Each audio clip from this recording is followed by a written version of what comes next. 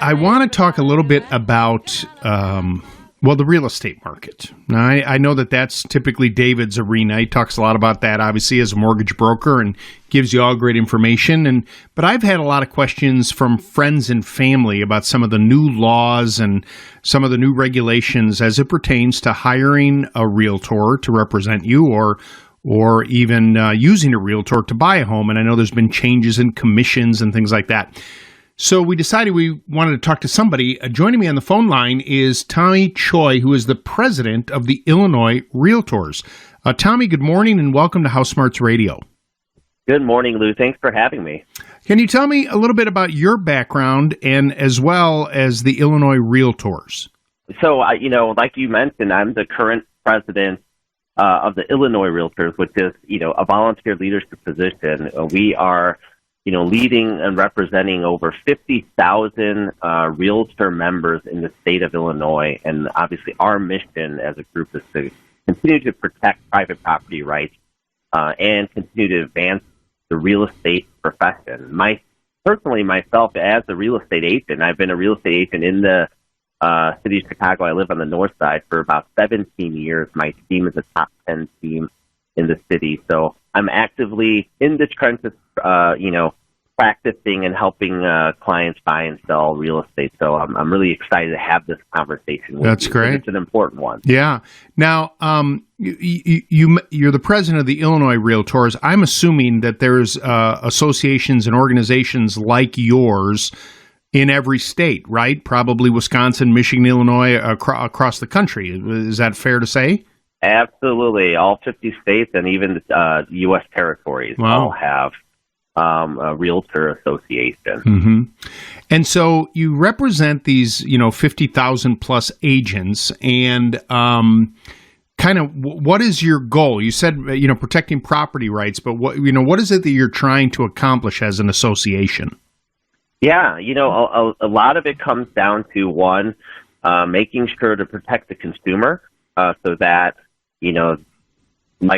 what we're about to speak on, there's just a lot of confusion on all the changes that are happening that stem from a national compensation lawsuit, but also protecting the consumer from some legislative bills and changes that may come that attack private property rights and also affordability. And with that, we're also obviously protecting our profession and real estate agents so that they are able to continue to represent, the consumers, as best as they can to make sure that those private property rights are protected. So, a lot of advocacy and a lot of education. Well, and it's certainly, you've been doing this for 17 years, and so you have seen the advent of, the changes with all these online websites now where homes get listed that, may or may not have a realtor representing them.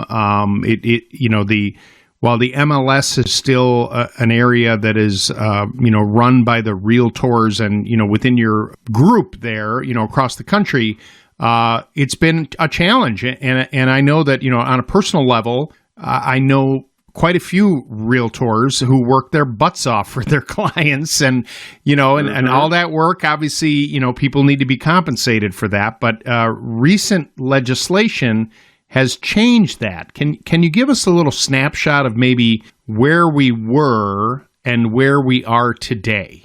Yeah, absolutely. So, and you're right. There's so much confusion. There's a lot of bad clickbaity articles out there, misinformed, media stuff that's going on. Obviously not from you. That's why we're having this conversation. But, I'll tell you, there's a class action lawsuit that happened, and it was around compensations and how realtors get paid, right? Commissions. Based on that judgment, which there were changes that had to be made a part of that settlement. And so really, there's two main changes that have occurred. One is around this term called offers of compensation. Basically, how it used to be prior to, and all these changes went into effect on August 17th of this year. So we're now, almost 3 months deep into this year.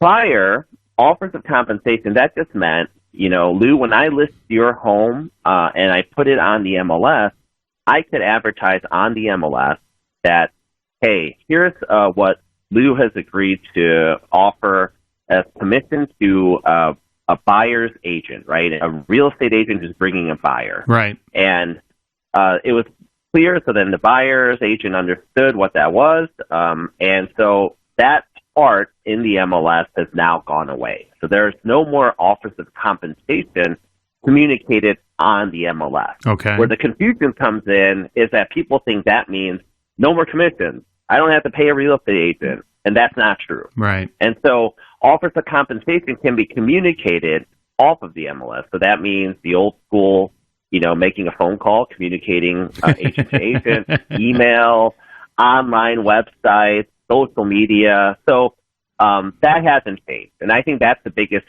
piece that has caused a lot of confusion. Now, the second piece, and this one actually, starting in January of 2025, this becomes a part of Illinois license law because we worked with the governor's office to help change this to protect the consumer even more. The second change that occurs from this settlement is a consumer cannot see a property that's listed on the MLS without having a buyer-broker agreement in place with a buyer's agent. Now, there's two ways that a consumer can see the home without having a buyer-broker agreement in place. And that is either calling the listing agent directly, right, and asking, hey, Tommy, I'd love to see this property. I saw it online, yada, yada, yada. Right. Or an open house. But if they want to see a property with an agent, they need to have a buyer's broker agreement in place. And all that buyer's broker agreement that's not anything new. That existed prior to August 17th. Right. It's literally a commitment, a contract, right, with the real estate agent saying, like, hey, I'm committed to working with you, and the agent saying, I'm committed to dedicating time with you. And in that agreement, one of the things that is discussed in it is compensation. So if a seller is not offering compensation to the buyer's agent, now that buyer's broker agreement just states, hey, if this scenario shakes out, here's what we're going to, negotiate and figure out how much you as a buyer will compensate me for my professional services to you. So to take it back, in old school, if we go back, 20 years ago, not even 20 years, 10 years ago, or before these laws, right? Somebody lists their house for the sake of the argument for, $250,000. And there is going to be a sales commission of, say, 6%. And the seller would pay basically 3% to the selling agent and 3% to the buying agent from the proceeds of the sale. That no longer exists, where if you hire a buying broker, I got to keep track of all this, I am making my own deal with Tommy saying, all right, Tommy, I need you to go look at this house and I'm going to pay you X percentage or some, whatever the fee. I mean, it could be, you could probably negotiate anything, right? But, and so then now I find the house and you're working your tail off to find me a house. And by the time we get done, I'm buying the house, but I'm also paying you a service fee basically to help me find my house. Great question. No, you're actually incorrect in that. The old school way, let's call it, of, I list your home, Lou, and we negotiate a listing agreement, and we agree, and you say, okay, cool, I'll compensate, let's say in that your example, 6%, and half of that we're going to give to the buyer's agent. That still is happening today, and that still can happen today. It's just that before, I would advertise on the MLS that, hey, any buyer's agent that you bring your buyer and we can successfully negotiate a deal, my seller's willing to give you 3% commission for that. Got it. So just how it's communicated goes away. Now, I will tell you, now what's happening because the buyer-broker agreement is needed, and I think this is where the confusion is coming in, is that we have to, if you and I are meeting and I'm trying to earn your business to represent you on the buy side, right? I'll present to you, hey, Lou, my professional fees, let's just say it's 4%. and you say, okay, well, I want to work with you, Tommy, but I feel more comfortable at 3%, and maybe I agree to that. Now, that just means if the seller doesn't offer compensation, you're on the hook for paying me my professional fees. I see. But when we present an offer, what's happening is we're asking the sellers now, hey, my buyer broker agreement, my agreement with my client is 3%. So we're asking you, seller, to pay that.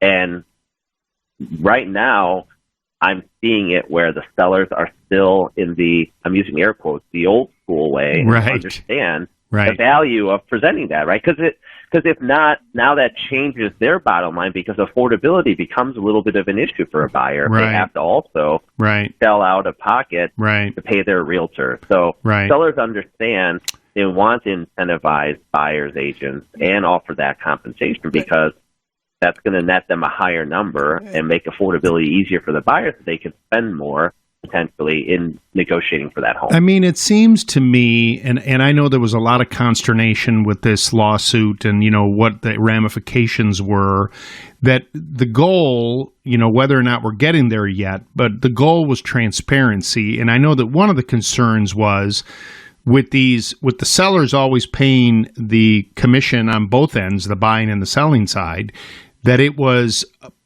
possibly adversely affecting the overall value of a property because people were factoring in like, okay, well, I'm going to sell this house for, you know, $250,000, but I got to factor in 5 or 6% on top of that to pay for this, and I still want my $250,000, so now I'm going to raise the price, and so in a way, it elevated some of the price of the real estate, but the way you're describing it, I mean, it's still happening. It's still legal. It's just now more of a choice, right? In other words, the seller can just say, no, I'm not going to pay that. And right. So there's just more transparency in the whole transaction process. And the fact is that, look, I'm a Realtor fan. I mean, I think that, you know, you all work your fannies off to help people. And, you know, you can look you can spend all day long, you know, looking online at all these websites and say, oh, this is great. But I mean, it's exhausting where you have somebody like yourself and others who have this kind of experience can say, yeah, this neighborhood might not be right for you because you mentioned you wanted to be close to the train and this house is, you know, whatever, 4 or 5 blocks away, where that other one, remember that other one, it's only 2 blocks away, And so that experience, quite frankly, is worth paying for, in my opinion. Yeah, absolutely. And to your point exactly, what these changes have brought is just even more transparency for the consumer, and I don't think that's a bad thing. No. I think it's actually great. I do too. And you know, and that's the thing. You know, the challenge was, you know, we had this, you know, this class action lawsuit and this, you know, plaintiff's attorney who, you know, I like to refer as a snake oil salesman, that painted this picture of exactly what you said. Oh, you know, paying commissions, especially a seller offering compensation to buyer's agent, that just inflates home prices. But if you think about it, if your neighbor sold their home for $100,000, and that includes paying a buyer's agent, and you're not going off of that, what are you going to really list it for? What, $980,000 now, or $98,000? No, the market is $100,000. Right, that's market value. Right. So that's where, unfortunately, I think a jury, you know, didn't really understand that, and you know, but like I said, realtors are resilient and they're hardworking, as you said. Here's my final question about this, because I need to wrap up our conversation. But, you know, so you're 3 months into this, and I know there's some new changes coming after the first of the year, but have you heard from your members? You know, you talked about resiliency, but like you guys are all figuring it out and it seems to be working?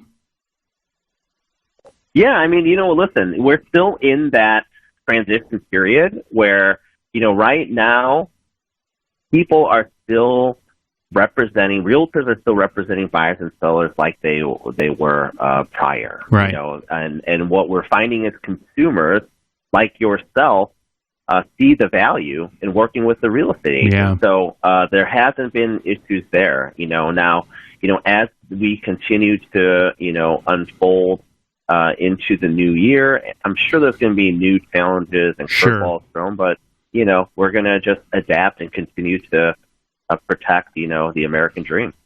Tommy Choi is the president of Illinois Realtors. Tommy, you mentioned to me that you're a very experienced realtor as well. If people want information from you or your association, how do they get a hold of you?